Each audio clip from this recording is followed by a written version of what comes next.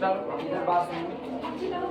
Last time dimension of direct sum कहा गया था, फिर डायरेक्ट सम के लिए कंडीशन लिखी गई थी कि अगर आपका दिया गया वेक्टर स्पेस अपने ही दो सब स्पेसेस W1 और W2 का डायरेक्ट सम है, तो इसके लिए कंडीशन ये थी कि V is the linear sum of W1 and W2।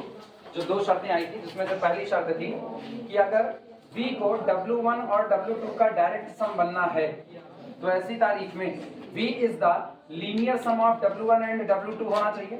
और दूसरी बात ये थी कि W1 इंटरसेक्शन W2 आपका क्या होना चाहिए, केवल और केवल सिंगलटन 0 होना चाहिए। ये बातें कही गई थी। एग्जांपल लिया गया था कि पूरा का पूरा R3 ओवर R अपने तीन सब स्पेसेस का डायरेक्ट सम होता है, x एक्सिस का, y एक्सिस का और z एक्सिस का। मतलब इसी बात को अगर हम लोग दूसरे तरीके से कहें तो हम लोग ये भी कह सकते हैं कि V is the direct sum of W1 and W2 if V is the linear sum of W1 and W2 and W1 W2 both are complementary subspaces। याद आया? ये कहा गया था and V is the W1 and W2 are complementary subspaces। मतलब इस एक line को जहां हमने इंटरसेक्शन 0 करके बताया हुआ है, इसको हम ये ना लिख करके ये लिख सकते हैं और या that is W1 and W2 are complementary। ये दो के दोनों कैसे रहे, कॉम्प्लीमेंट्री। इसका एक शॉर्ट का प्रूफ हो चुका था। शॉर्ट के प्रूफ में कहा गया था कि अगर आपको ये करना है तो आप लीनियर सम की थ्योरम का सहारा ले सकते हैं। लीनियर सम में थ्योरम थी कि V is the linear sum of W1 and W2, then dimension of V is equal to dimension of W1 linear sum W2 is equal to dimension of W1 plus dimension of W2 minus dimension of W1 intersection W2। ये कहा गया था। लेकिन यहां दिया गया है कि V is the direct sum of W1 and W2 और डायरेक्ट सम है तो इसका मतलब W1 और W2 एक दूसरे के कैसे होंगे, कॉम्प्लीमेंट्री। और कॉम्प्लीमेंट्री होने का मतलब है W1 इंटरसेक्शन W2 केवल और केवल क्या चढ़ेगा, सिंगलटन 0। इसका मतलब इसकी डायमेंशन भी कितनी होगी, 0। तो लास्ट वाले फैक्टर की डायमेंशन कितनी आई, 0। यानी डायमेंशन ऑफ ये कौन है, V is equal to dimension of W1 plus dimension of W2। ये इसका शॉर्ट का प्रूफ था। लॉन्ग का प्रूफ रह गया है जो 7.5 नंबर में लॉन्ग आंसर में पूछा जाता है। अब चल रहे हैं उसे शुरुआत करने। हेडिंग डाल देना लॉन्ग प्रूफ।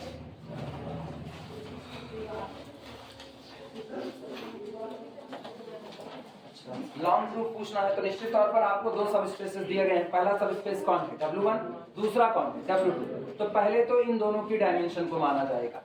पहले आप W1 और W2 की डायमेंशन मानिए और उसके बाद फिर एक्सटेंशन थ्योरम का अप्लाई कीजिए। एक्सटेंशन थ्योरम कहेगा कि आप किसी भी दिए गए सब स्पेस के बेसिस को एक्सटेंड कर सकते हो वेक्टर स्पेस के बेसिस के तौर पर। चलो शुरुआत करते हैं इनसे। सबसे पहले W1 और W2 दोनों का बेसिस मान रहे हैं। प्रूफ लिखना, let S1 is equal to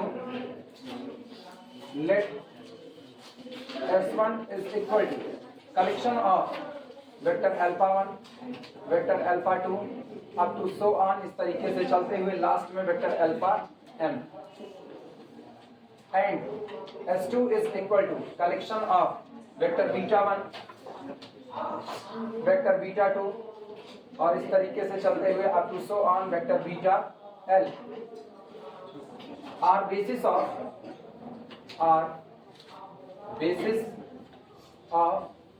W1 and W2 respectively।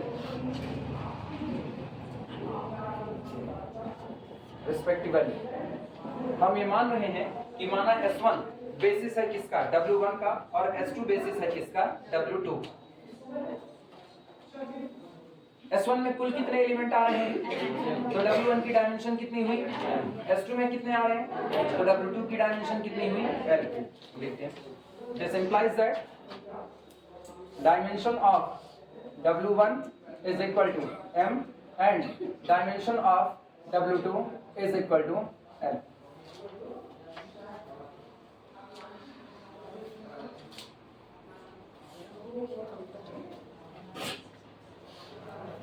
अगर दोनों की डायमेंशन को जोड़ा जाए यानी dimension of W1 plus dimension of W2 किया जाए तो क्या m प्लस l तैयार होगा कि नहीं, यानी this implies that dimension of W1 plus dimension of W2 is equal to m plus l। अब हम दावा करेंगे कि जो कैपिटल V है उसकी भी डायमेंशन कितनी है, m+l। ये हम दावा करेंगे और बाद में हम अपने दावे को सही साबित करेंगे कि हाँ टोटल m+n लोग मिल करके m+l लोग मिल करके दिए गए कैपिटल V को अकेले स्पैन कर सकते हैं। और बाद में इसी दावे को अगर सही साबित कर ले गए तो हाँ थ्योरम सही है, क्योंकि W1 और W2 शुरुआत में दिया गया है कैसे हैं, complementary, because V is the direct sum of W1 and W2। Note कर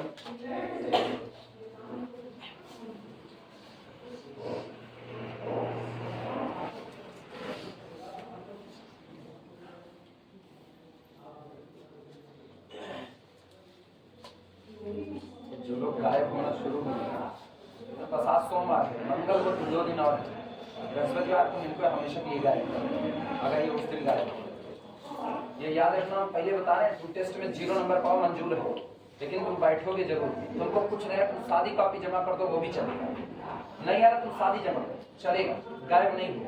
बुखार चल रहेगा तब भी तुम आओ, हम दया धर्म यहाँ नहीं दिखाएंगे। अब जो नहीं आएगा वो अपने रिस्क पर ना आए, बाद में उसको पता चलेगा ना आने का नतीजा क्या। तुम टेस्ट से नहीं भाग सकते हो किसी भी सूरत में।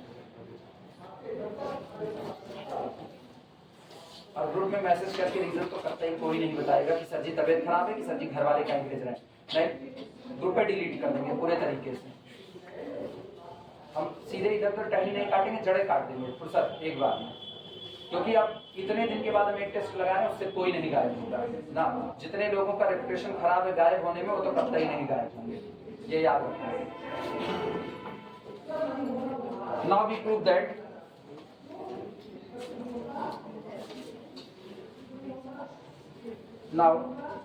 That dimension of capital V is equal to m+l। अब हम ये साबित करेंगे कि कैपिटल V की डायमेंशन कितनी होगी, m+l होगी। इसके लिए मेरे पास एक ही रास्ता है, हम एक दावा करें। दावा ये करें कि अगर आप W1 के और W2 के बेसिस का यूनियन ले लोगे तो सोचो यूनियन में कुल कितने लोग आएंगे, m+l लोग आएंगे। आप ये दावा सा करो कि मतलब S1 यूनियन S2 ही V के लिए क्या बनाएगा, बेसिस। और अगर आप दावा कर रहे हैं तो इस दावे को आपको साबित करना पड़ेगा। साबित करने का मतलब है S1 यूनियन S2 को क्या दिखाना पड़ेगा, Li दिखाना पड़ेगा। और ये दिखाना पड़ेगा कि कैपिटल V का कोई भी मेंबर इन लोगों से बनाया जा सकता है। लिखना, for this we claim that, for this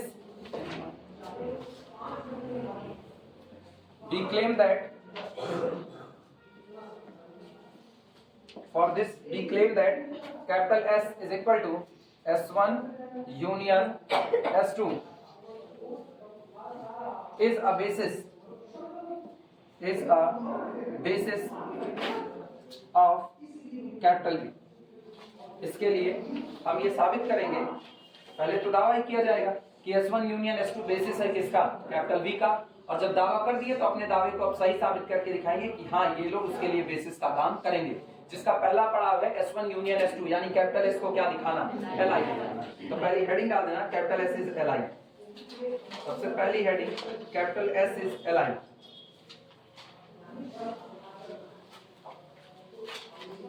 first, capital S is linearly independent. Capital इस यहां पर लिखते हैं, capital S is equal to α1 α2, इस तरीके से चलते हुए αm, इसके बाद β1 β2 up to so on βn।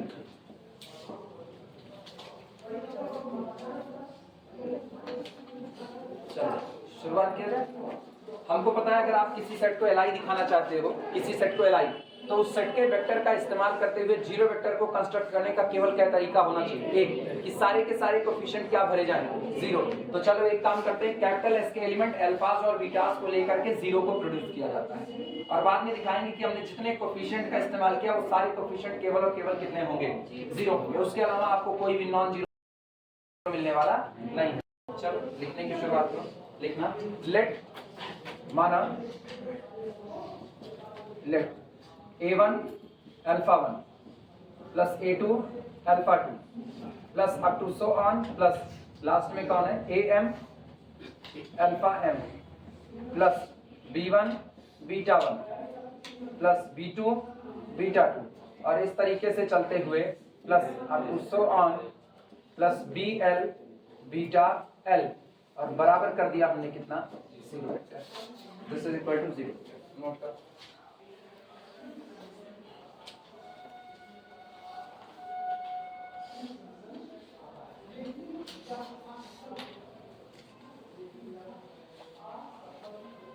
वाला तो रहा है इसमें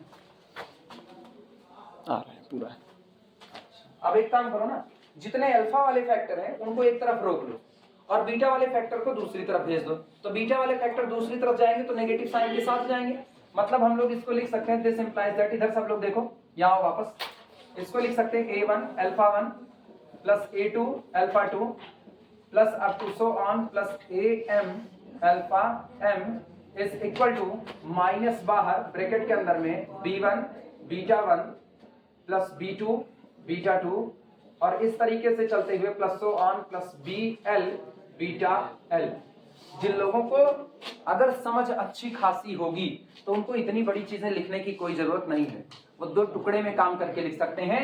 वो इसको ऐसा भी लिख सकते हैं समेशन AI अल्फा I और I vary from 1 to M और प्लस समेशन इसको लिखा जा सकता है BJ बीटा J जहां पर J वेरी फ्रॉम 1 टू आप ऐसा भी L इज इक्वल टू कितना 0 ऐसा लिख सकते हो। लेकिन इसके लिए ना समझ का लेवल ऊंचा होना चाहिए, जो तुम लोगों में फिलहाल 3-4 लोगों को छोड़ दो तो किसी में नहीं है। तो इसीलिए अभी लिखने की गलती ना करना, इसीलिए हम पूरा पूरा लिखा रहे हैं। अदरवाइज मेरे लिए ये ज्यादा आसान पड़ेगा पहली वाली लाइन से ही, यहीं से। लेकिन दिक्कत यहाँ पर ये है, आसान चीजें तुम लोगों को पढ़ाई गई ना, उतने आसान पर भी तुमसे सवाल पूछते तो तुम्हारे पास जवाब नहीं होता है। इसलिए तुम्हारे लिए छोटे का कोई रास्ता नहीं है, तुम लोग लॉन्ग में लिखो तो ज्यादा बेहतर पड़ेगा।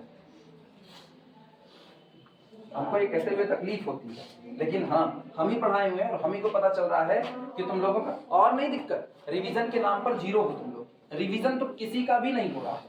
रिवीजन तो हम ईमानदारी से बताए ना भाई, 3-4 लोग छोड़ दो तो किसी ने आज तक रिवीजन किया ही नहीं, जितना पढ़ करके रखे उतने का भी। अब टेस्ट लगाए हैं ना, अब रिवीजन चल रहा होगा, अब पता चल रहा होगा ना पढ़ाई क्या है, पीछे वाला कैसे है। अब आओगे वीडियो पर भी जो पढ़े हुए हैं ना उसको कुरेद करके देखोगे कौन सी थ्योरम कहाँ पर करवाए हुए हैं, अब वहां पढ़ोगे। इसके पहले कोई रिवीजन नहीं किया हुआ है, ईमानदारी यही 3-4 लोगों को छोड़ दो ना, एक लोग रिवीजन नहीं किए हुए। ये तुम्हारी अपनी कमी है कि हम तुमको सब पढ़ा रहे हैं उसके बावजूद तुम्हारा रिवीजन नहीं हो रहा। बाद में जब अपने नंबर खराब होंगे तो सारा का सारा ठीकरा मेरे खोपड़े फोड़ दोगे। तो आगे बहुत ज्यादा पढ़ाते थे सर जी, ज्यादा नहीं तुम्हारा कोर्स पढ़ा और उसके बाद भी तुम लोग रिवीजन नहीं करो, ये सोच करके ताज्जुब होता है। कल की एक्स्ट्रा क्लास फर्स्ट ईयर छोड़ रहे थे, तुमको थर्ड ईयर ना छोड़ते, लेकिन इसीलिए छोड़े हमके एक दिन और छोड़े, इनको संडे को वेट करके दिन भर पढ़ेंगे। पता है संडे को ढेर लोग नहीं पढ़े होते, आधे से ज्यादा लोग संडे को मटर गश्ती किए होते, बस खाली छुट्टी पाई हुई थी। तो कंडीशन यही बनेगी। ये बताओ, इधर वापस आओ। इतने के बाद एक्चुअली हमको ना सारे कोफिशिएंट को कितना लाना है 0। सारे कोफिशिएंट तो 0 तब लाओगे तब कहीं जा करके पहले तो 0 से टकराओ। और ये सारा काम इसलिए हो रहा है ना क्योंकि मुझको पता है इंटरसेक्शन में कौन चढ़ा हुआ है 0, क्योंकि W1 और W2 ये V is the direct sum of W1 and W2, मतलब ये दोनों कॉम्प्लीमेंट्री हैं, तो इनका इंटरसेक्शन क्या चढ़ा होगा 0 चढ़ा होगा। ठीक, अभी गौर करना, सारे अल्फाज किसका बेसिस है, सारे अल्फा किसका बेसिस है W1 का। तो ये जो फैक्टर यहाँ पर लिखा गया है ये बिलोंग टू द कितना करेगा W1, क्यों, since alphas belong to the basis element है। कायदे से तो लिखना चाहिए since alphas are the basis element of the W1, क्योंकि तुम लोगों के लेवल पे बात कर रहे हैं। Alphas are the basis element of W1 और यहां पर गौर करना, यहां पर betas are the basis element of W2, तो इसका मतलब ये पूरा फैक्टर बिलोंग करेगा किससे W2 से, since betas belong to the W2। अब ये बताना ये दोनों आपस में बराबर है, ये दोनों फैक्टर आपस में बराबर हैं और ये किसका है W1 का, तो वो भी किसका होगा, ये दोनों फैक्टर आपस में बराबर हैं, ये किसका है तो इसके बराबर वाला भी किसका होगा, मतलब यही W1 में है यही W2 में है। इसका मतलब ये जो पूरा कॉम्बिनेशन लिखा गया है किसमें है W1 इंटरसेक्शन W2 में है, हाँ या ना, पूरा का पूरा पैकेट W1 इंटरसेक्शन W2 में है। क्यों, क्योंकि ये भी किसका है W1 का, ये भी किसका है W2 का, ये किसका है W1 का, ये किसका है W2 का। तो दोनों का जोड़ भी W1 इंटरसेक्शन W2, W1 कौन सब स्पेस, W2 कौन सब स्पेस, तो सब स्पेस इंटरसेक्शन सब स्पेस आल्सो सब स्पेस हुआ। तो अगर ये फैक्टर W1 का ये W2 का, तो दोनों का सम भी किसमें हुआ, W1 इंटरसेक्शन W2 में। इंटरसेक्शन भी है, अच्छा, लेकिन इंटरसेक्शन में केवल कौन है, सिंगलटन जीरो।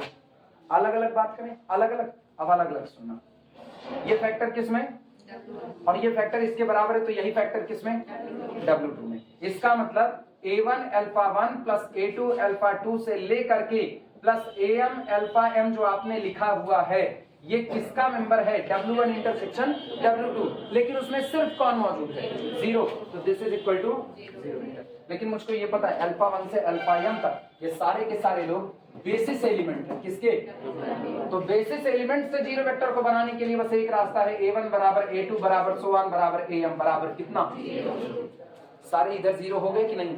अब यही कहानी जरा बीटा पर थोपो, बीटा किसका मेंबर, ये सारा कॉम्बिनेशन किसका मेंबर है, लेकिन यही कॉम्बिनेशन किसका मेंबर है, W1 का, तो इसका मतलब ये कॉम्बिनेशन इंटरसेक्शन में भी आएगा, हाँ या ना। और अगर ये कॉम्बिनेशन इंटरसेक्शन में आएगा, तो इंटरसेक्शन में आने की वजह से इंटरसेक्शन में केवल और केवल कौन आया है, जीरो आया है, और तो कोई नहीं है, तो इसका मतलब ये पूरा फैक्टर बराबर कितना, जीरो। लेकिन ये फैक्टर बराबर जीरो, तो ये लोग तो बेसिस एलिमेंट है, तो B1 B2 बीटा L ये BL ये भी कौन हो गए, जीरो, खत्म बात। आपको AI और BI सब के सब कितने मिल रहे हैं, जीरो, मतलब आपका कैपिटल S कैसा हो चुका है, Li हो चुका है, क्योंकि कोफिशिएंट भी तो पाने थे, क्या कोफिशिएंट नॉन जीरो मिला कहीं से, खत्म कहानी है, Li वो हो चुका है। अब लिखने का तरीका लिखाएंगे नहीं शॉर्ट में, लिखाएंगे लॉन्ग में, क्योंकि हमको पता है सब लोग बाद में फिर इधर उधर काम खुजाओगे।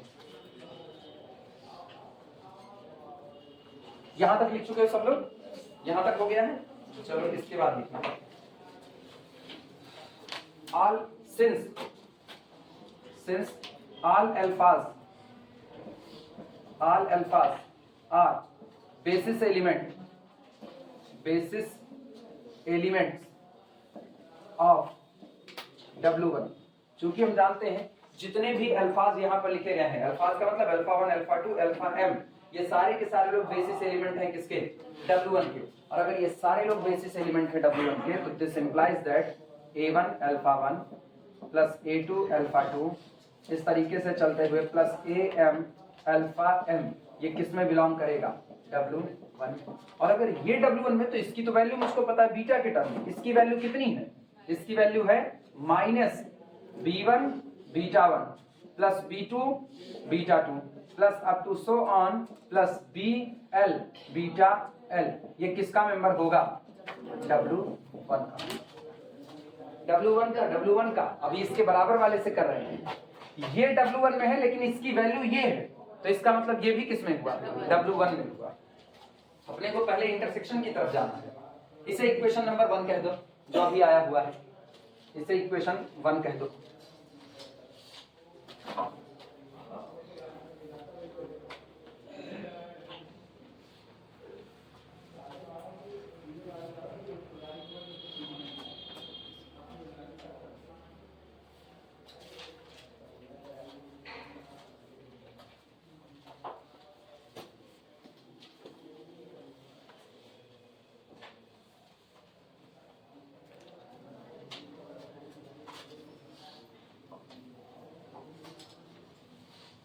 ठीक, लिख लेना तो बताना।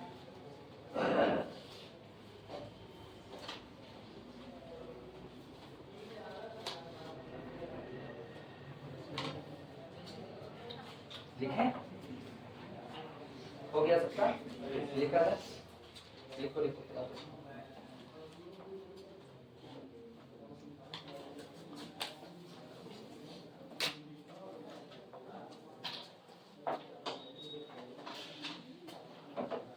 हो जाएगा तो बताना।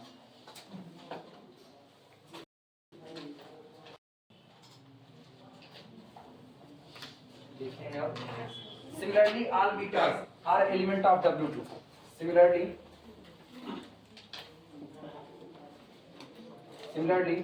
all betas are basis element of W2। इसी प्रकार अगर हम बीटास की तरफ देखें तो वो लोग भी बेसिस एलिमेंट हैं किसके, W2 के। और अगर वो लोग बेसिस एलिमेंट है W2 के तो उनका कॉम्बिनेशन भी किसका होगा, W2 का, बिकॉज W2 इज अ सब स्पेस। यानी this implies that minus B1 beta 1 plus B2 beta 2 इस तरीके से चलते हुए प्लस BL बीटा L, ये पूरा का पूरा टर्म बिलोंग करेगा किसमें, W2 में। लेकिन इस टर्म की वैल्यू अल्फा के टर्म में आई है, इसकी वैल्यू अल्फा के टर्म में ये आई है। दिस इंप्लाइज दैट, आओ इसकी वैल्यू रखो अल्फा वाली, A1 alpha 1 plus A2 alpha 2 plus up to so on plus AM alpha M belong to the W2। ये किसमें होगा, W2 में होगा। इसे इक्वेशन नंबर 2 नाम दे देना, इक्वेशन नंबर 2।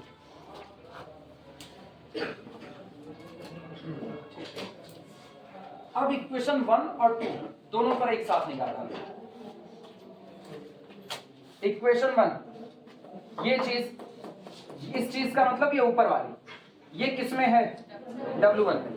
और फिर यही चीज हमको नजर आती है किसमें, W2 में। तो इक्वेशन 1 और 2 से ये चीज क्या इंटरसेक्शन में भी होगी कि नहीं होगी, लिखा जा सकता है। लिखना from equation 1 and 2, from equation 1 and 2। अच्छा एक काम करो ना, तुम लोग ऐसा कर दो, जैसे कंबाइंड में इक्वेशन 1 कर दो जिससे तुमको बाद में कंफ्यूजन ना हो, और ऐसे कंबाइंड में इक्वेशन 2 कर देना। कंबाइंड इकट्ठे देखें, दोनों जगह पर मौजूद नजर आएगा।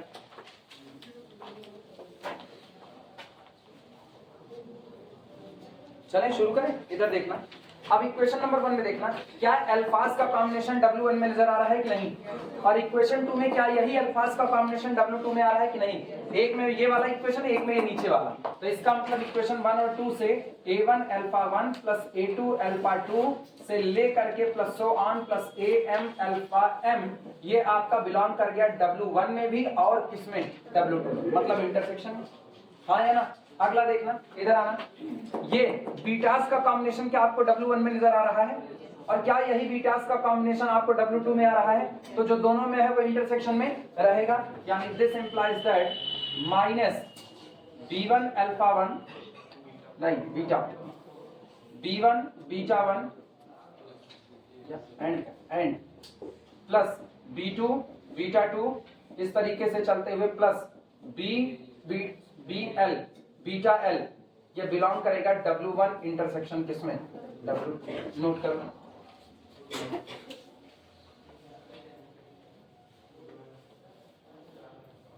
अब यहां पर उस डायरेक्ट सम वाली बात का इस्तेमाल करेंगे कि V तो डायरेक्ट सम है W1 और W2 का, तो इसका मतलब दोनों का इंटरसेक्शन केवल और केवल क्या होगा, सिंगलटन 0।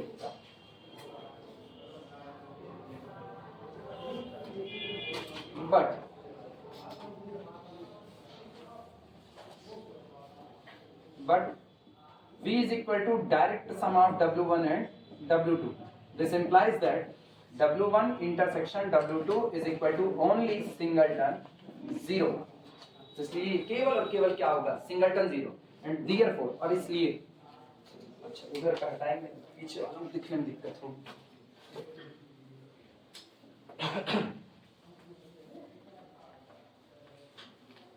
सोच करके जवाब, जब ये केवल और केवल सिंगलटन 0 है तो इसका मतलब पहले से आपको क्या मिला, A1 alpha 1 plus A2 therefore A2 alpha 2 plus up to so on plus AM alpha M is equal to singleton 0।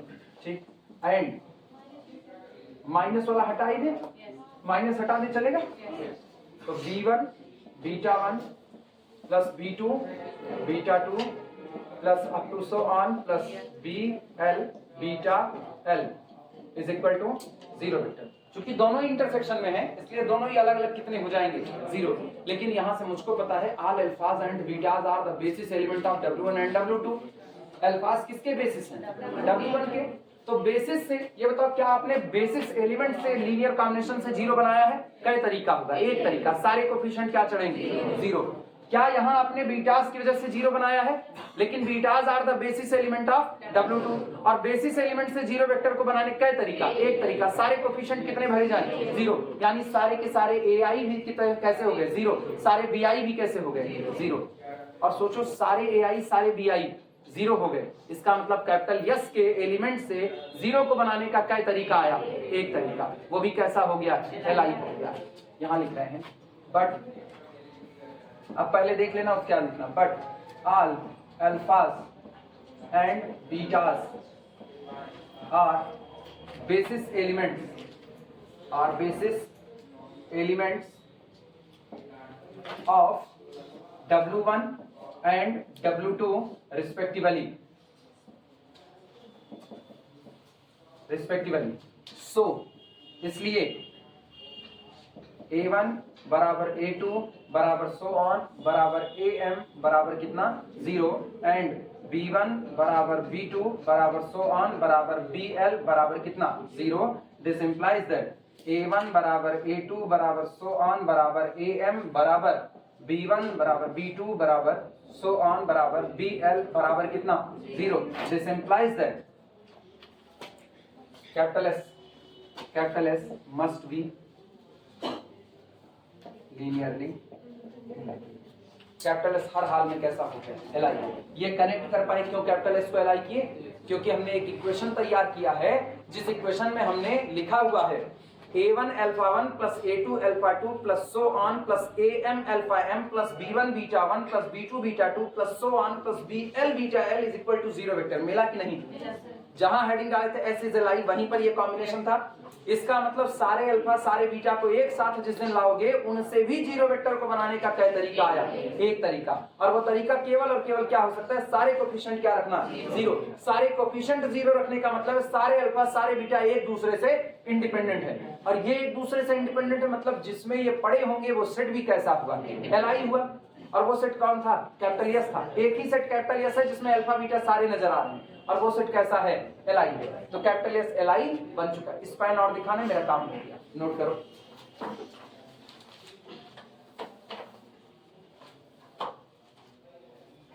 अभी भी बता रहे basis dimension L I L D सारा लेक्चर यूट्यूब पे पड़ा हुआ है, नया नहीं डाल रहे हैं। तो सारे पुराने पड़े हुए हैं, उठा करके देख करके रिवीजन कर दो। अभी भी वक्त, अभी एग्जाम दूर है, नहीं एग्जाम आ जाएगा फिर तुम्हारे पास करने के लिए कुछ नहीं रहेगा, फिर तुम केवल और केवल खराब नंबर लेकर के उठोगे बस। और बहुत बुरा होता है मार्कशीट पर खराब नंबर का छपना। आगे सारा काम रुक जाएगा। जो तुमको आज नहीं समझ में आ रहा है ये सारी बात तुमको बाद में समझ में आएगी कि तुम अपने साथ धोखा कितना किए हो। हमसे पूछो ना, हम किए हैं इसलिए हम जानते हैं। हर बार वो मार्कशीट जब किसी के आगे रखी जाएगी ना, हर बार तुमको ये फील होगा बीएससी की मेहनत ही काम दे रही है और वही हम नहीं किए। और बीएससी की डिग्री ना मामूली डिग्री नहीं है, लोग बर्बाद कर दिए तो कोई क्या करे इसको, लोग बर्बाद किए। बर्बाद तो बीटेक भी हो चुका है ना। किस कोई अगर बताता है ना बंदा कि हम बीटेक किए हुए हैं तो सबकी बात नहीं करे। एक बड़ा हिस्सा ऐसा होता ना जिसको लोग इस निकाल देते हैं, अच्छा बीटेक किए कर क्या है, यही पूछते हैं। ऐसे ही अपने बीएससी का हाल बर्बाद हो गया है। आमतौर पर ऐसा हुआ नहीं करता था।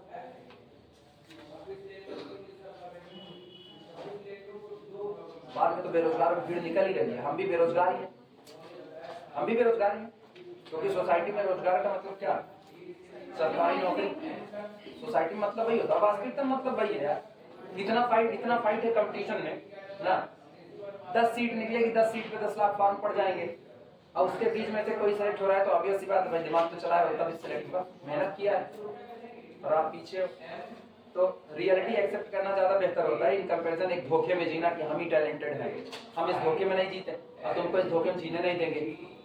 टैलेंटेड तो तब बनोगे ना पहले कुर्सी पाओ। कुर्सी का ही सलाम होता है, कुर्सी गई सलाम गया। इसीलिए अभी भी मौका, अभी तो अभी एकदम यंग है, अभी कौन सा, यहाँ से तो चाहे जैसे इधर उधर घूम जाओ।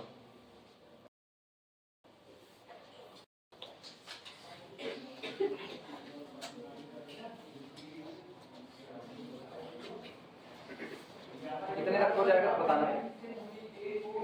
अगली हेडिंग जो पड़ेगी ना, अगली हेडिंग पड़ेगी स्पैन करने, linear span of S is equal to capital B. अब ये पड़ेगा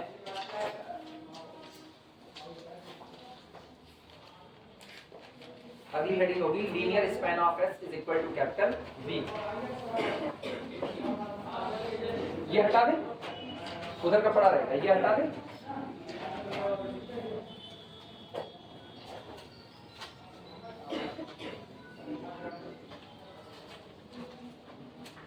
सेकेंड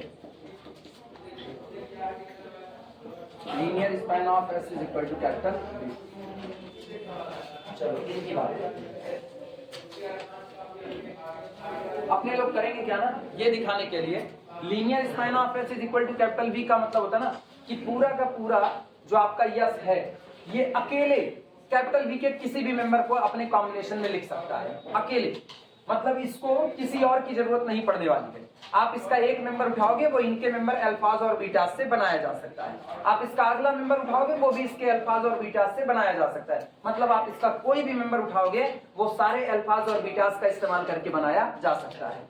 कैसे दिखाएंगे, इसका एक जनरल मेंबर आर्बिट्री अल्फा चुन लो और दिखा दो, ए भैया अल्फा तुम alpha 1 alpha 2 alpha M beta 1 beta 2 beta L के लीनियर कॉम्बिनेशन में लिखे जा सकते हो, बस इतना ही दिखा दो। अगर वो लिखा जा सकता है तो उसने अपनी वैल्यू थोड़ी दी, वो कैसा मेंबर था, आर्बिट्री मतलब मनचाहा, आपने अपनी मर्जी से उठा लिया, मतलब आप अपनी मर्जी से किसी को भी उठाओगे वो इस कॉम्बिनेशन में आने के लिए तैयार हो जाएगा। लिखना let alpha belong to the capital V, माना अल्फा कोई है जो कैपिटल वी से बिलोंग करता है, एक चुन लिया एक नंबर, लेकिन कैपिटल वी कौन है, कैपिटल वी कौन है, since capital V is equal to W1 direct sum W2। Direct sum कुछ और नहीं होता, स्पेशल टाइप का लीनियर सम होता है। कैसा स्पेशल टाइप, एक ऐसा स्पेशल टाइप जिसमें जो दोनों सब स्पेस इस्तेमाल किए गए हैं उनका इंटरसेक्शन केवल और केवल क्या होगा, सिंगलटन। या हम ये भी कह सकते हैं कि जो ये capital V is the direct sum of W1 W2 है, ये एक ऐसा स्पेशल लीनियर सम है जिसमें किसी भी एलिमेंट को W1 और W2 के एलिमेंट के कॉम्बिनेशन में लिखने का आपको सिर्फ कितना तरीका मिलेगा, एक, जबकि बाकी के लीनियर सम ऐसे होते हैं जिसमें आपको एक से ज्यादा तरीके मिल सकते हैं, लेकिन डायरेक्ट सम वो लीनियर सम होता है जिसमें लिखने के केवल कितने तरीके होते हैं, एक तरीके बस खाली। परिवार में कई मेंबर हैं, परिवार में कई मेंबर हैं, अब ऑब्वियस सी बात है आप परिवार का हिस्सा तो आप उन सारे मेंबर के ऊपर डिपेंड कर रहे हो, मतलब आपको अगर किसी भी चीज के लिए पैसा वैसा चाहिए तो आप परिवार के बाकी लोगों से मांगोगे। परिवार के बाकी लोगों से मांगने के कई तरीके हो सकते हैं। भाई परिवार में कोई बड़ा भाई है, उससे कह दो भैया जूता खरीदना ना इतना रुपया दे दो, उसको ज्यादा बता करके दो, भैया क्या किए, ठीक है तुमको 1200 का जूता खरीदे 300 बच गया, 1500 मांगे थे भैया से। दीदी से मांगने गए सेम काम, 2000 मांग लिए, दीदी थोड़ा ज्यादा दाता दानी है, 1200 का सामान खरीदे, अब की बार 800 बचा लिए, तो 800 उधर का 300 इधर का मिला के अपना दूसरा काम कर लिए। वही पापा के पास चले जाओ, स्ट्रिक्टली जितना लगना है उतना बताना और आकर के हिसाब देना।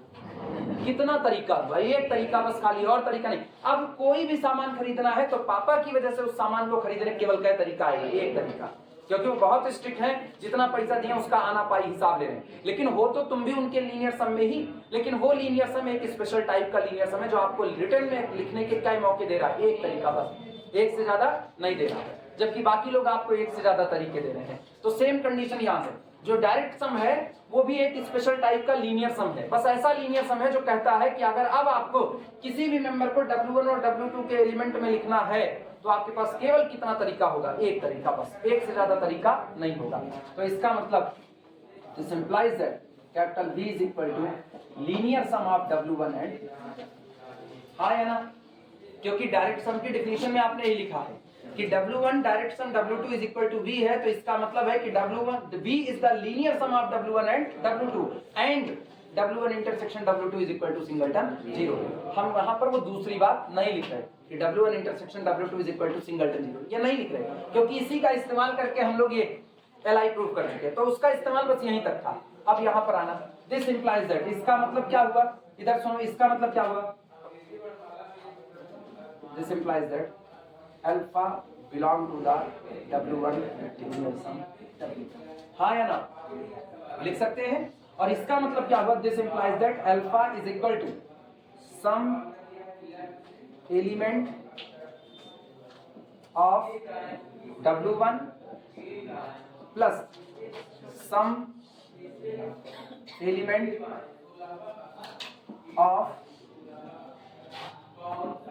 W2, सही या गलत लिख सकते हैं। लेकिन ये बताओ सम एलिमेंट ऑफ W1 का तो हर मेंबर लीनियर कॉम्बिनेशन है अल्फा 1 अल्फा 2 और किसका, अल्फा m का, तो this is equal to linear combination of alpha 1 alpha 2 up to so on alpha, सही या गलत लिखा जा सकता है। लेकिन क्या कह रहा है, सम एलिमेंट ऑफ W2, लेकिन W2 का हर member beta 1 beta 2 beta L का लीनियर कॉम्बिनेशन है, तो इसका मतलब plus linear combination of beta 1 beta 2 up to so on कितना बीटा L। अब ये बताओ तुमने क्या लिखा, linear combination of alphas plus linear combination of betas, इसका मतलब ये लिखा गया है linear combination of alpha 1 alpha 2 up to so on alpha m। कहानी खत्म नहीं हुई, beta 1 beta 2 up to so on कितना बीटा। लिख सकते हैं कि नहीं? और सोचो ये क्या लिखा गया है, ये लिखा गया है कि this implies that alpha is equal to linear combination of elements of capital S। हो गया कि नहीं? यानी आप इस अल्फा को जनरेट कर रहे हो, लेकिन किसके एलिमेंट का इस्तेमाल करते हुए? क्या आपको किसी और के एलिमेंट की जरूरत पड़ी? केवल S से जनरेट हो रहा है। इसका मतलब आप कैपिटल V का कोई भी मेंबर चुनोगे वो किससे जनरेट होगा? S से। It means S is the linear span of capital V, sorry V is the linear span of capital S। क्या दोनों प्रॉपर्टी पूरी हो गई? LI भी और स्पैन भी। बेसिस बना लिया कि नहीं? तो capital S must be the basis of capital V। और कई एलिमेंट है S में? कई एलिमेंट है S में? M plus L। तो डायमेंशन कितनी हुई? M plus L। क्या मेरा दावा सही था? हो गया काम। अब नोट करो,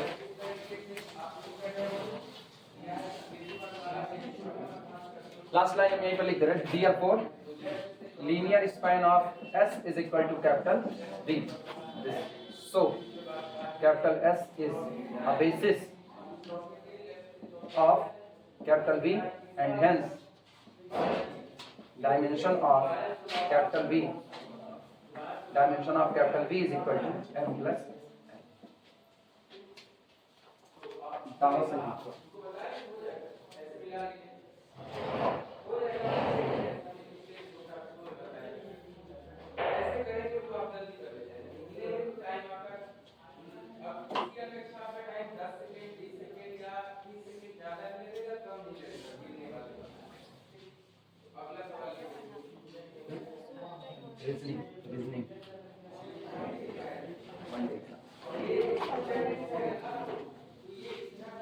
अब सुनो, डायरेक्ट सम की एक थ्योरम पढ़े थे, इफ एंड ओनली इफ की। उसी थ्योरम को अगर हम दूसरे तरीके से कहना चाहें तब की बात सुना।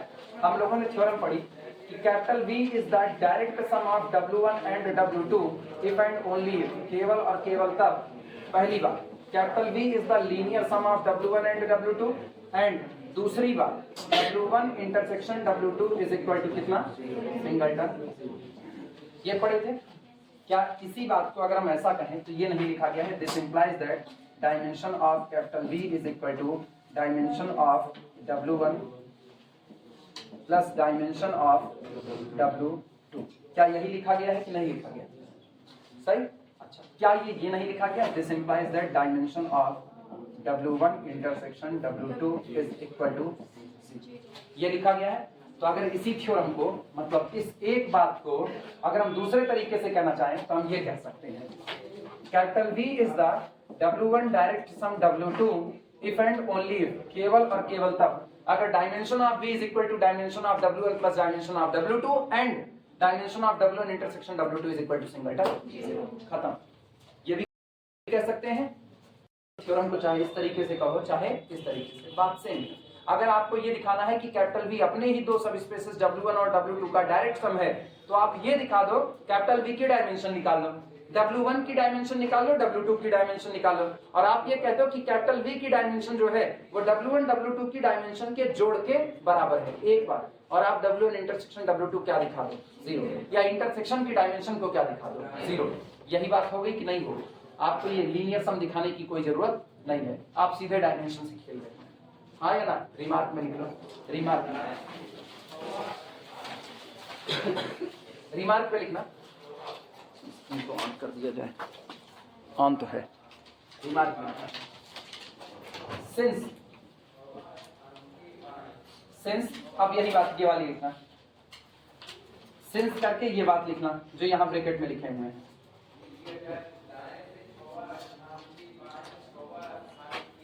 दैट इज अच्छा, सिंस सुना छोड़ो, केवल यही लिखो।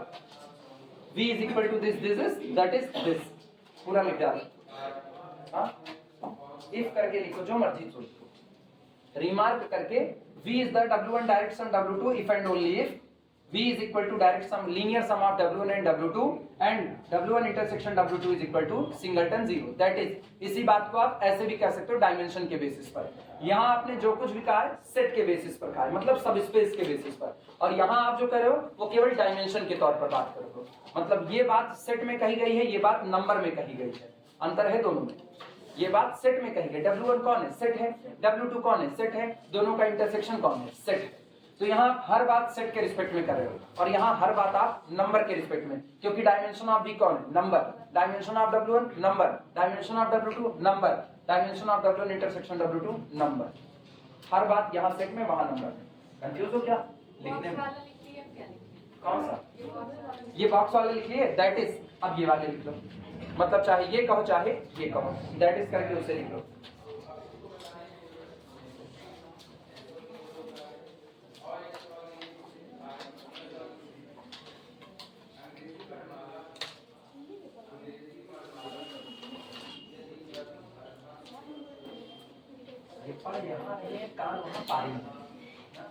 कान बंद करो, पढ़ेंगे यहाँ, सुन रही पढ़ लो, लीनियर अलजेब्रा है, नहीं पता चलेगा ना।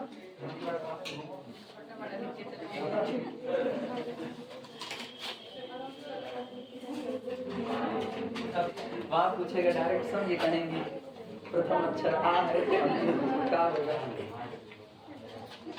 हटाया जाए, हो गया बेटा। चलो न्यूमेरिकल पर आप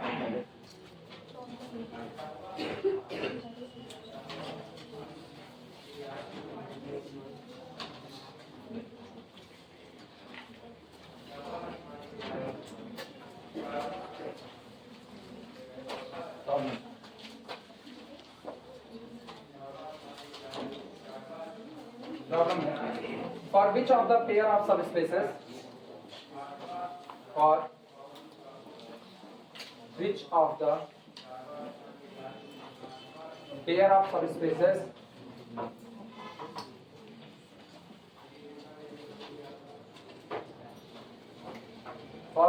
pair of subspaces W1 and W2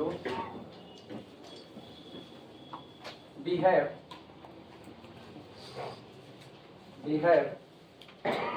R3 over R is the direct sum of W1 and W2.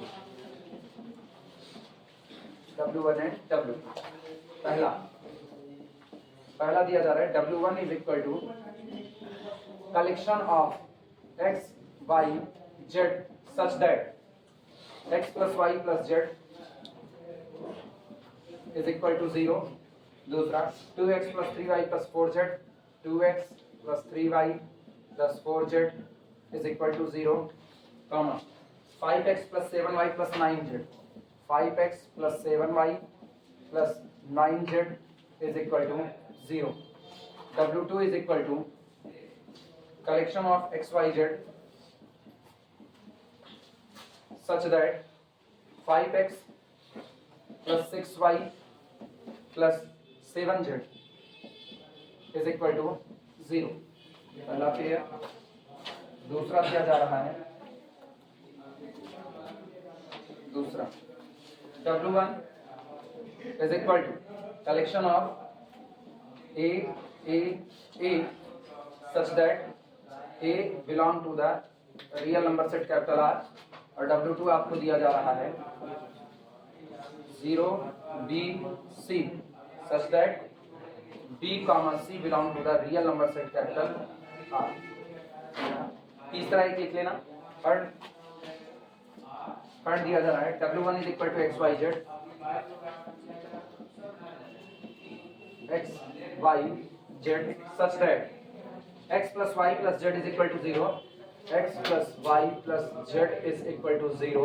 अगला दे रहा है 2x plus 3y plus 4z, 2x plus 3y plus 4z is equal to 0, और W2 आपको दे रहा है W2 is equal to x, y, z collection of x, y, z such that x minus y plus z, हाँ ठीक है, x minus Y plus Z is equal to 0।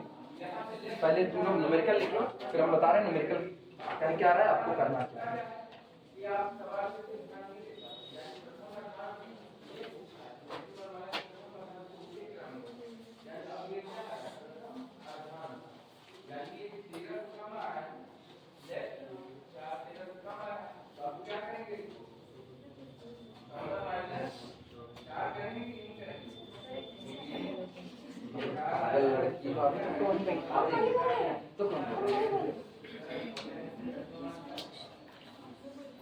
ये सारे question कहाँ है किताब के में? अरे बोल तुम ही तो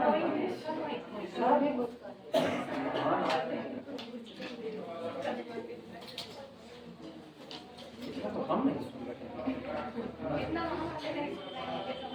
हाँ तो एक काम करते हैं, शिफ्टिंग कर लेते हैं। W1 goes to W1, sorry W1 goes to W2, W2 goes to W। वो लोग भाग जाते।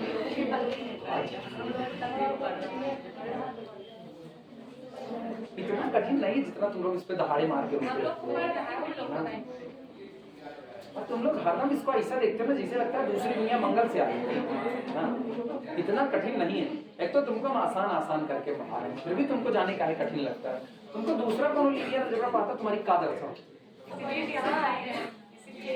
कौन सा? नहीं यहाँ तुम आ गए हैं।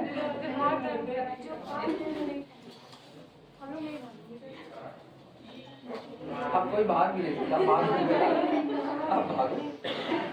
लिख लेना तो बताना समझाएगा।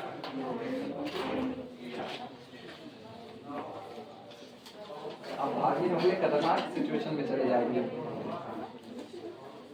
सुनो ये कह रहे हैं हमने आपको कुछ पेयर दे दिए, सब स्पेसेस के पेयर दे दिया। पहला W1 दूसरा W2, ये पूरा एक पेयर है। ये पहले नंबर करना, W1 को देखो W2 को देखो और ये गारंटी दो, मतलब पता करना है कि क्या इन दोनों का डायरेक्ट सम करने पर आपको R3/R मिल जाएगा कि नहीं मिल जाएगा। इनका डायरेक्ट सम करने पर क्या R3/R मिलेगा या नहीं मिलेगा एक बार। फिर आपको W1 यहाँ दिया, W2 दिया, अब ये दो सब स्पेसेस दे दिया।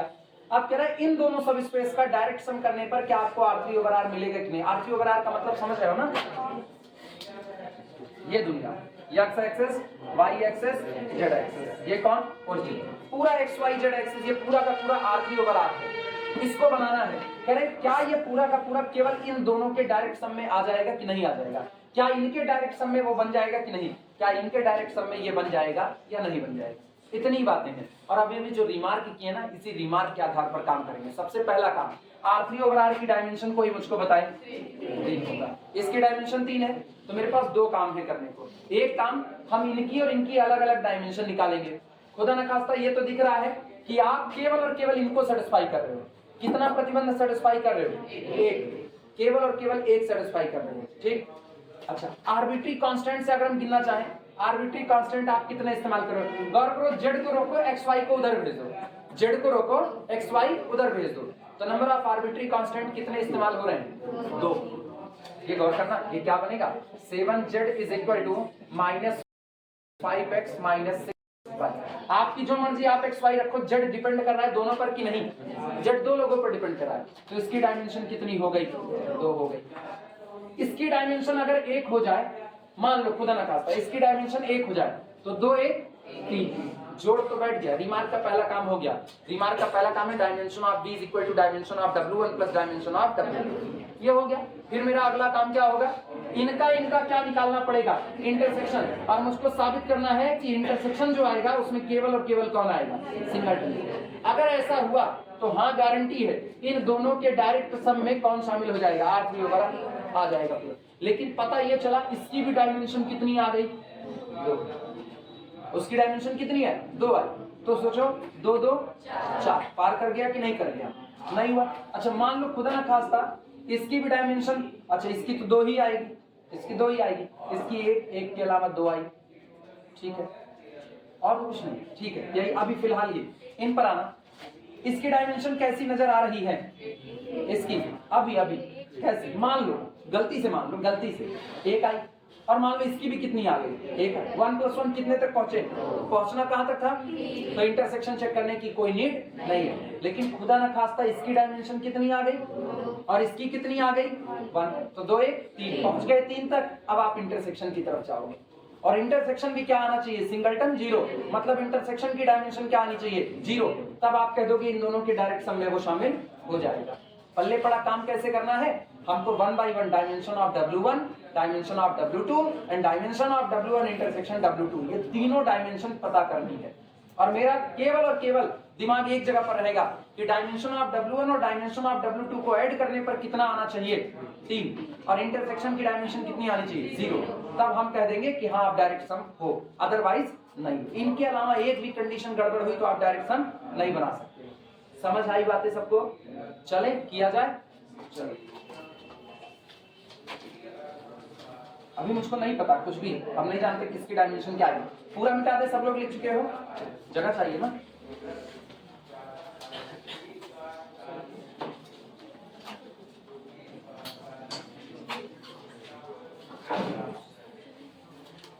कंफ्यूज हो कभी हो तो बताओ, अभी मौका है, बाद में नहीं।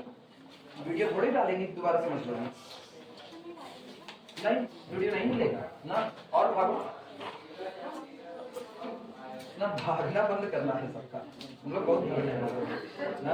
क्लास में पढ़ोगे नहीं और उसके बाद इधर उधर घूमोगे, सोल्यूशन। जाओ तो जाओ, यहाँ से निकलते हो हम ही कांच दिखाओगे ना, नहीं रहन बोलो तो रहन कर छोड़ दे, ना पड़ा था अब पड़ा था। अब इससे भी तो बचना है।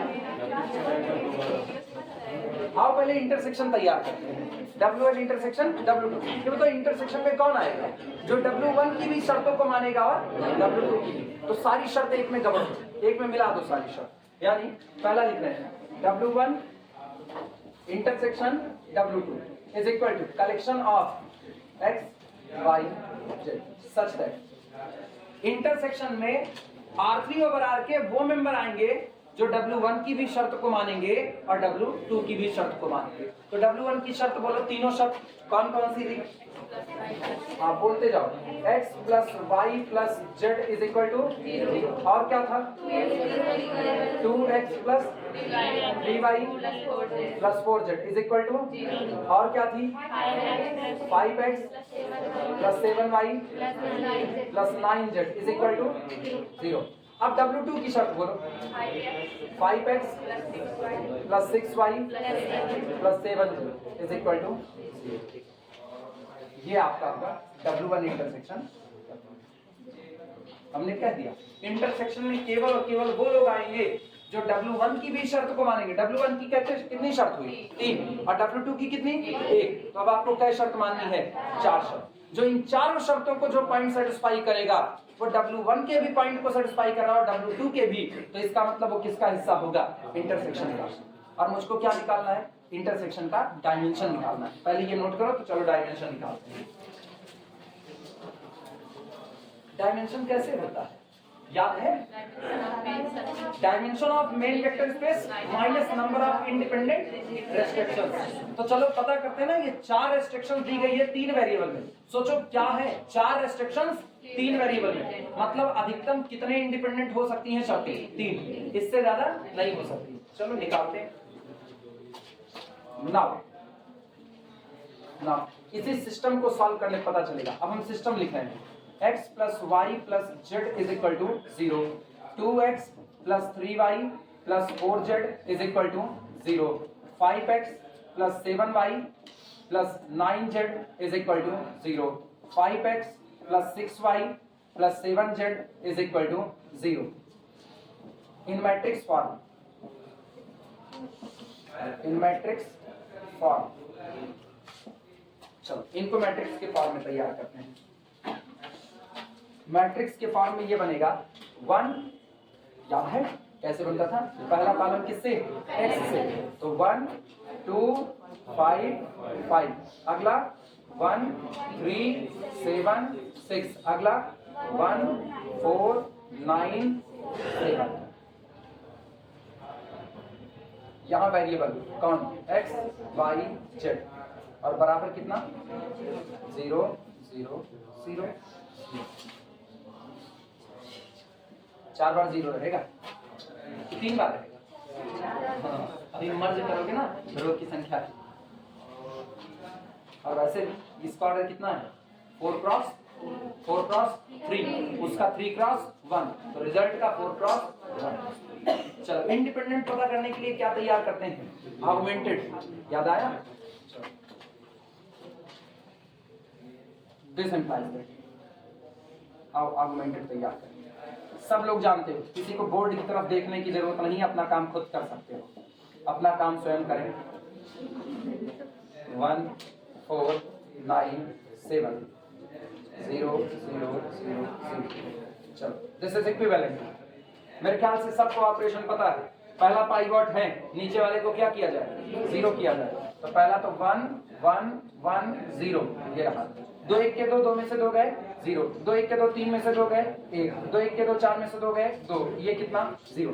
5 के पास 5 में से 5 गए 0, 5 के पास 7 में से 5 गए 2, 5 के पास 9 में से 5 गए 4, इधर कितना 0, 5 के पास 5 में से 5 0, 5 के पास 6 में से 5 1, 5 के पास 7 में से 5 इधर कितना 0।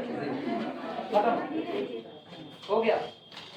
ठीक, हम ऑपरेशन लिखें कि समझ गए कि लिख दे? लिखे ना बोले लिखे नहीं, उन लोगों के लिए लिखते जो लोग संकोच में नहीं बोल रहे हैं। संकोच में जो लोग नहीं बोल रहे हैं उनके लिए लिख दे रहे हैं।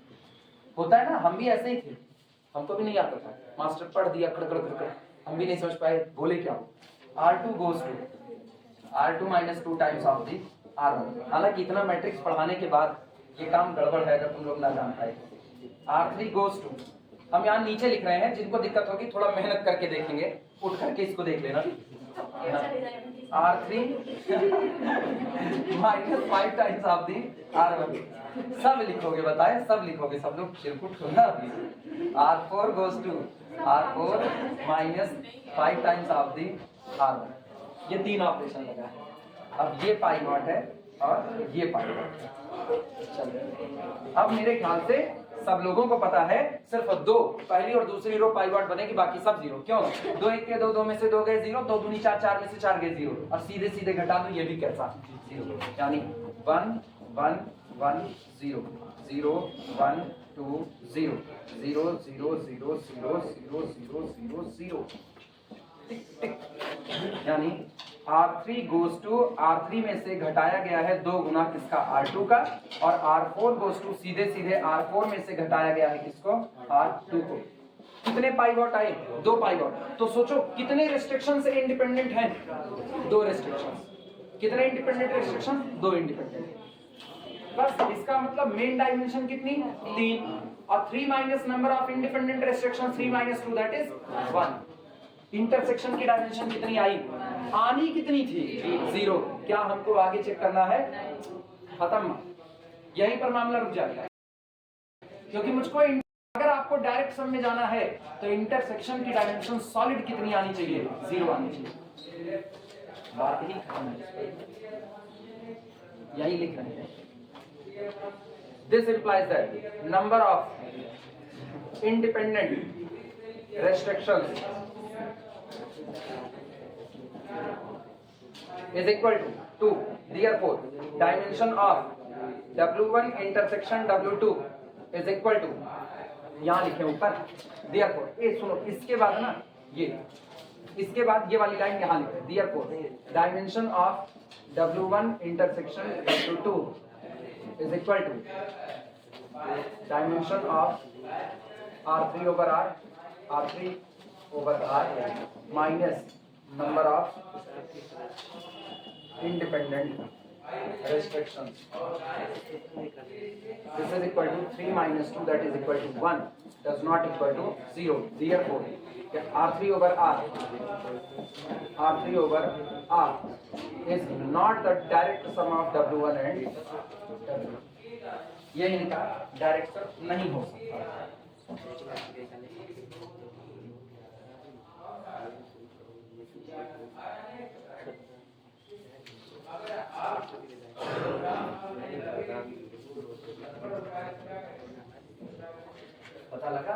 बेसिस वगैरह पढ़े हुए थे, जरूरत अब पड़ गई, मतलब पूरा लीनियर अलजेब्रा एक में गुथा पड़ा है, पीछे का भूल करके तुम आगे का नहीं समझ सकते हो, इसीलिए अभी मौका है पीछे का दोहरा।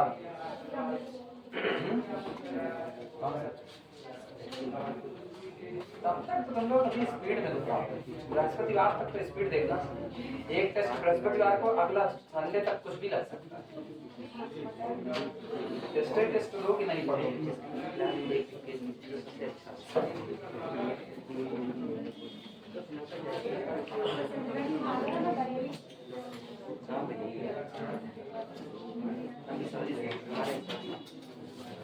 हो जाएगा तो बताना, वीडियो रोकते हैं, चलता रहे।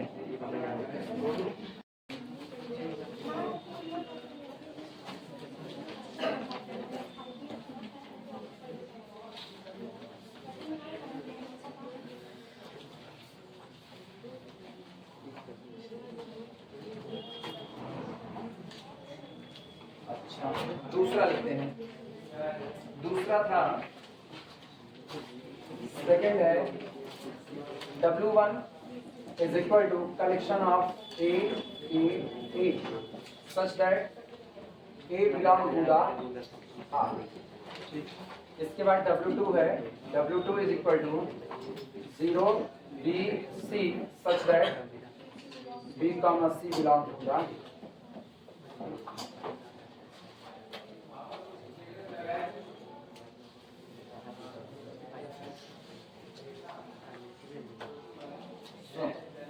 समझदार आदमी निकालने पालने नहीं जाएगा, जिसको थोड़ी सी अकल ठीक ठाक चल रही है, पुराना जो दोहराते चल रहे हैं। अकल ठीक ठाक का मतलब यहाँ मेरे लिए आईक्यू लेवल का कोई मतलब नहीं है, मेरा खुद का आईक्यू लेवल 0 है।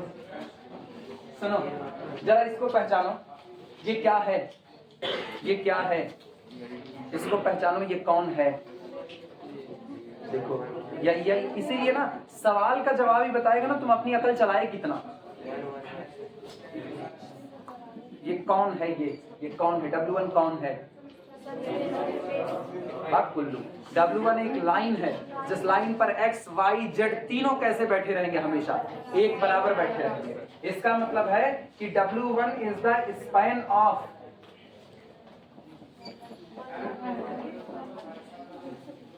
ज्योमेट्री मांग रहे थे, बेसिस तो मांगा ही नहीं था, ज्योमेट्री मांग रहे थे। वो केवल और केवल एक लाइन है पासिंग थ्रू द ओरिजिन, और line passing through the origin क्या बनाती है? सब स्पेस। और जब आपने खुद ही उसको लाइन कह दिया तो ये भी लिखने की जरूरत नहीं है उसकी डायमेंशन कितनी होगी, मामला ही खत्म। डायमेंशन ऑफ, इधर सुनना, dimension of W1 is equal to कितना आया? 1 आया, बात खत्म। अच्छा जरा इन पर निगाह डालना, इन पर। और इसको शुद्ध तरीके से लिखें ना, शुद्ध तरीके से लिखा गया 0 Y Z, कौन सा प्लेन है? YZ plane. प्लेन बोल रहे हो ना ज्योमेट्रिकली, प्लेन की डायमेंशन कितनी होती है? 2। तो dimension of W2 is equal to 2. This implies that dimension of W1 plus dimension of W2 is equal to 1 plus 2, that is equal to 3, and this is equal to dimension of R3 over। खत्म, कुछ करने की कोई जरूरत नहीं पड़ी, intersection पता करना। हाँ, डायमेंशन ऑफ W1 ये क्या है? डायमेंशन ऑफ W1 1, क्योंकि वो है कौन? वो एक लाइन है, एक ऐसी लाइन जिसमें X, Y, Z तीनों आपस में कैसे बैठे हैं? एक बराबर बैठे हैं तीनों। रिस्ट्रिक्शन से, किससे?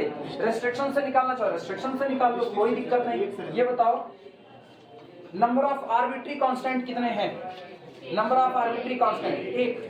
जितना नंबर ऑफ आर्बिट्री कांस्टेंट है वही आपकी डायमेंशन है। आर्बिट्री कांस्टेंट तीनों जगह पर आप एक ही चीज भर सकते हो। अगर हम एक बार a बराबर 5 भर दिए तो क्या हम x बराबर 5 ले लिए, y और z क्या डिफरेंट ले सकते हैं? मेरी मर्जी का कितना लिया गया? 1। अगर हम a बराबर 6 ले लें तो क्या कुछ और y z ले सकते हैं? आर्बिट्री कांस्टेंट कितने इस्तेमाल कर रहे हो? बस ये।